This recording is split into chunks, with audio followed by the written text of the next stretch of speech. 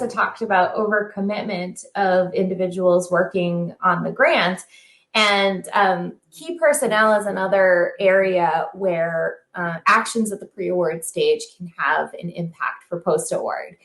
And the issue here is really about designating key personnel. We find a lot of times that there is this temptation for folks to designate people in a proposal as key personnel when they're just not meeting that definition.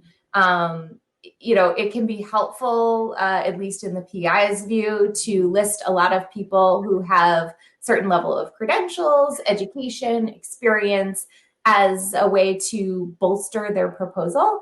But it turns into a great administrative burden at the post-award stage. And I'll explain now why that is.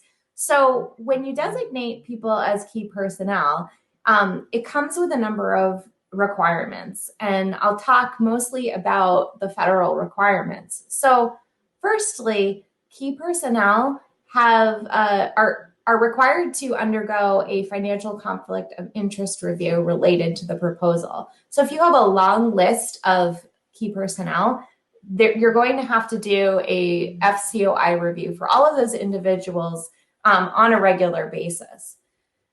Next, other support and current and pending support is required for key personnel.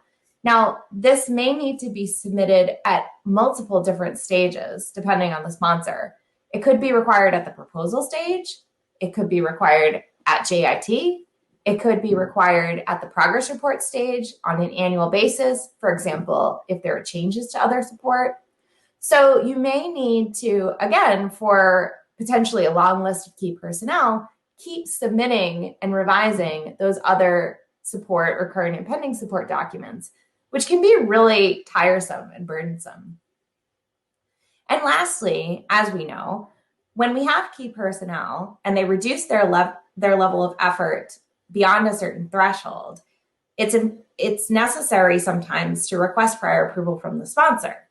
So again, limiting the number of key personnel to those which really meet that definition is essential. So how do we fix this? First of all, we don't list as many key personnel as maybe the PI has initially suggested.